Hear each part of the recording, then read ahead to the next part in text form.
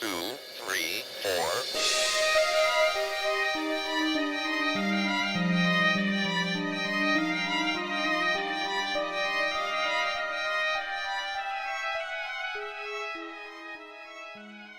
Hi guys, I'm Marie, And I'm Maddie. and we are here recording Lost in the Woods. Welcome today.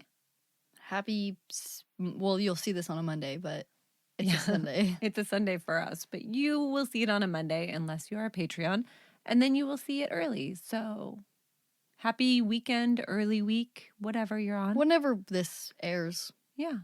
I hope daylight savings is treating you well. Yes, we are in the throes of daylight savings. You guys should be about a week into it, so hopefully you're surviving. Do you know that you have a 23% more likely chance of dying in a car accident during daylight savings? Because you're tired? There's Yeah. more fatal car accidents. Here's the thing. It's stupid and we need to get rid of it. No, I can't even talk about daylight savings without getting irrationally angry because I don't like it. It's so dumb. Today, we are going to be covering the case of Kylen Schulte and Crystal Turner, and we have had many, many requests to cover this case. It's kind of a crazy one. Or crazy the way it was found out, the way that... Yeah. And this case does have some connections to some other cases that we have covered, but we're going to cover that at the end. Now, 24-year-old Kylen and 38-year-old Crystal had been married for just 4 months, and they were living the van life and stayed mostly in the Moab area. Both women had jobs. So Kylen worked at the Moonflower Community Cooperative, and Crystal worked at the McDonald's in Moab. So both of them having full-time jobs kept them in the area unless they were actually traveling to go camping, which is exactly what they set out to do on August 13 of 2021. So the couple set up their campsite and then they went to Woody's Tavern in Moab where they were seen having drinks. They left Woody's Tavern around midnight and returned to their campsite just before 1 a.m. So on August 15th, both women failed to show up for work. Which was very unusual for both of them. Yeah, and Cindy Hunter, a family friend, went looking for the couple, and then on the 18th, she would find their campsite. Mm-hmm. What Cindy would find at their campsite is that Kylen and Crystal had been murdered. They had been shot multiple times, and they were in an irrigation ditch near their campsite. And there was no sign of sexual assault. Their tent was still set up, and their belongings were inside and outside. There was blood, shell casings, and bullet fragments. Police also collected video evidence from neighboring properties. Jeez, they were really violently murdered. Yes. I did not know that. Captain Shan Hockwell of the Grand County Sheriff's Office said in an interview that there was no danger to the public and that they believed this was an isolated incident. Jesus. I'm sorry. What? This is really violent to not be concerned about. That's Well, not only that, but we are in an area that is crowded with campers. Yes. And there's blood everywhere, but their belongings are scattered all over the place. They're in an irrigation ditch. But how could you ever say at this point that this is an isolated incident? You have no idea. No idea. If anything, he should be saying the opposite. We don't know. Please be vigilant. Please be careful. Be on alert. Who knows if you even how could you even find all the campers out there? Dude, I don't even know. I don't even know. It's ridiculous. They had been texting friends days prior that they were dealing with this creepy man while camping in the La Salle Mountains. This man actually creeped them out so much that they decided to pack up and move sites. Yep. And that's got to be pretty creeped out. And you guys know, Maddie and I have packed up and left our campsite before when we felt uncomfortable. It takes quite a bit to actually get you to commit pack to that. your stuff up. Mm-hmm. Especially once you have your site set up. Mm-hmm. Because they live out of their van. They probably have their chairs set up. They probably have their tent set up. Like, all of that is quite a bit to have to take back down again. Mhm. But Kylen had actually told one friend that if something happened to them, that they were murdered. Jesus. I'm literally never joking around about that again. Because I feel like all the time, if I'm like going somewhere on a hike or something like that, or if I think like somebody's following me or something, I feel like I message you all the time and I'm like, hey, if I get murdered, there's like this black truck that's been following me for 40 miles or something. Like I've been murdered. Yeah, I feel like I've literally sent that message before multiple times. This case is scary. I know, it is scary. I don't like this. I especially don't like that they were two women out there. I don't like it. I don't know. like it. Now, as time went by on this brutal murder, police are really finding nothing. No clues, no idea what's happening, no idea who killed these women, just kind of nothing. But when some search warrants would be made public, we would learn a little bit more information. Because I do think that, like, we don't know a lot about the scene of this crime, and I think that it hasn't been released. And that's why we don't know a lot about it. Well, this case just happened. Super recent, right? Super recent. A search warrant would be made public stating that a Grand County deputy had pulled over a 2009 Subaru Outback with Ohio plates a few hours before Kylen and Crystal were found. So that would probably be after they died, but before they were found, right? He had a Utah driver's license, but said that he lived in Moab. The man had also been seen around town, and he was known to sleep in his car and had actually been asked to leave places because he made unwanted advances on women and made people feel uneasy. Red flag. Yeah.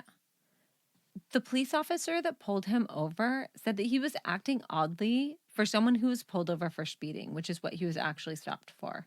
Okay. He is not named in the release, but that could be because he was eventually cleared. But kind of a weird, like, this guy gets pulled over. He's acting kind of weird. He's from the same area.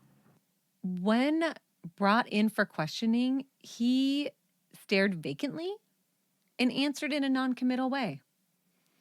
The man had been hired a few days earlier at the Moonflower Community Cooperative. Suspicious. So he literally works at the same place as one of the women. That's the same place as Kylen. Yeah. Yep. One of his coworkers there claimed that he said he had heard other people's voices, like heard voices. It's another red flag. There was no indication that he had had any issue with Kylen or Crystal. He said that he didn't even know that they were married, but said that he had seen Kylen with a female acquaintance at McDonald's,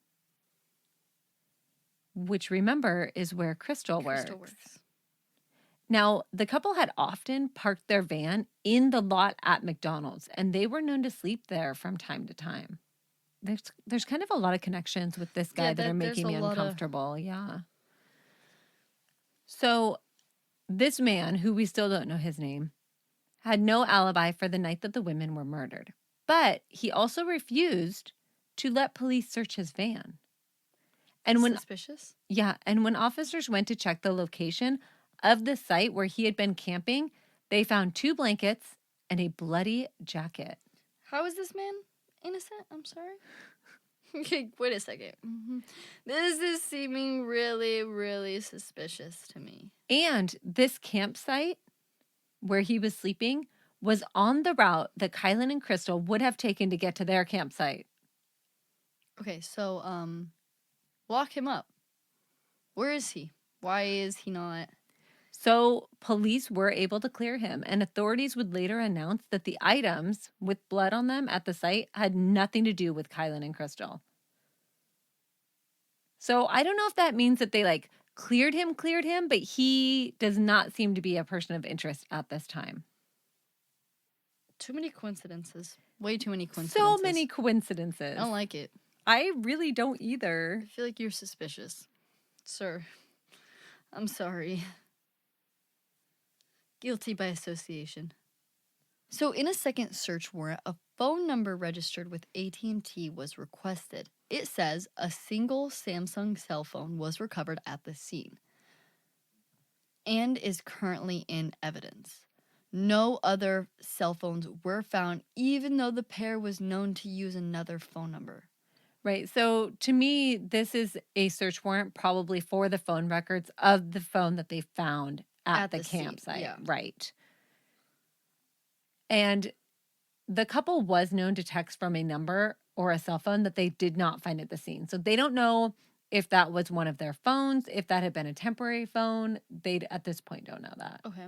A third search warrant was for the video surveillance from Woody's Tavern from August 11th through the 17th. Right. So trying to figure out if the girls had any interaction with them. I'm assuming they're doing multiple days for safety or because they don't know if they had been there earlier. Or to see if there was like a repeat guy in there all the time Right, and like that might saw have the seen girls them, or yeah. something like that. Now, at this point, you guys, it has been 7 months and we still are no closer to finding the killers of these two women. 7 months and absolutely nothing. Basically, I mean, we have a couple search warrants that have been Yeah. issued, but they're not really for anything that I feel like is going to help. Or anything that, like, nothing came of anything that they asked for. Right. There are a couple weird connections to this case, which is probably why we had so many requests to cover it. I don't know if you guys have heard about Gabby Petito, but she is one of the connections to this case. So Brian Laundrie and Gabby Petito had an altercation near the Moonflower Community Cooperative where Kylen worked. And this was on the 12th, 2 days before the couple is murdered. And this is the altercation where police are called, where Gabby had hit Brian, and they are separated by police. Yeah. Brian is taken to a hotel. Gabby is sent on her way in the van. Yeah. So weird, super, super weird connection, right? Yeah, so the original, like, when I first heard about this case of these women, it was people running rampant with Brian Laundrie killed them too. Like, Right. he is a serial killer on a Right. spree. He killed Gabby. He killed these women. Like, that was when I first heard Like, about their story. One of the theories out there was maybe Brian attacked Gabby and they intervened And they or something witnessed- like yeah. that, and then he killed them. So if you haven't heard that theory, that is a very strong theory. However, police have said that after examining the electronic transmission evidence, they don't believe that Brian or Gabby were anywhere near these two women at any time. Yeah, they think it was just a coincidence, which there are a lot of coincidences surrounding the Brian Laundrie and Gabby Petito case since it was so deeply, like, searched. There was so Right. much searching done for Gabby. But here's the thing, like, one of the reasons that police were able to find Gabby was because the public came forward with video and somebody had a video of Her van. Gabby's van. This double murder happened in the same area, right? So I don't know, maybe everybody could go back and take another look at their footage from that time, and maybe there's something else on there. I mean, think about it. Like these I mean, it took months for those guys that saw Gabby's van to realize what they had on their footage. Well, and not only that, but if you remember, they weren't even the ones that realized it. Somebody who watched their video, Their YouTube video. sent them a message and said, "Hey, weren't you guys in this area at this time? You should totally check your footage." And then they did, and they found it. Yeah. So I really think that people need to go back and double check. Now, this would have been between, I would say check between like August 12 and August. How about 11th through the 18th? Same amount of time they got the bar footage for. Perfect. Check your cameras for that day. Check your photos, check your everything, because I mean, Well, so I know for us, when we go on our podcasting trips, we take a lot of footage. We take a lot of videos. We take a lot of photos. a lot of really dumb videos, you guys. A lot of ones that my mom looks back at and is like, "Why didn't you tell me to sit up straight while I was driving?" And I'm like, "What the? How would I know that?" But like, we take a lot of videos of us like driving into places and stuff. So I feel like that if we were in an area and something like this happened I in would that go through area, every minute. I Of feel like the footage. chances, especially like when we were in Joshua Tree, the Oh, amount yeah. of footage we took, if something happened in Joshua Tree during the time we were there, guaranteed we got something. I mean, on we our literally have footage. hours of footage from Joshua Tree. Disgustingly amount. Yeah. There's a disgusting amount of footage from that Oh, trip. for sure. There's We so took much. way too much footage from Yeah. that trip. That was our first Yeah. podcasting Sorry, trip. Patreons, for all the footage on Joshua We Tree. took way too much out there. Because now going on the other ones we've been on, we've realized, well, shit, we took way too much footage that one time. So go and check that if you have it. Now, because we have so little information on this case, you guys, I actually, while researching this case, ran into another very similar case, you guys. And this actually occurred in 1996 and is another double murder. Dun dun dun! You get a double episode this week. Indeed. But I just cannot believe that is this out of these two women who were pretty violently murdered, shot, left in a retention ditch. This is all that there is out there. That's it. Literally, whatever that ends up being, like 15 minutes worth of information. Yeah. Maybe 20. That's it. So that may be the end, but we have another episode for you guys also coming out today. And if you click on that one, it's going to be a very similar double murder from 1996. Yeah, and we're only splitting this up so it'll be easier. So you can listen to these two separate if you want to. Right. All right. Thank you so much for tuning into this episode. If you want to hear the very similar case that we're going to talk about, go ahead and click on over to the next episode. Click right on over to the next episode and you will get to hear that one as well. And at the end of the next episode, we will talk about the connections between the two cases as well. Yes. Okay. Thanks, you guys. And we will see you in the next episode. Yeah. Whenever that is that you make it to that one. All right. Bye, guys.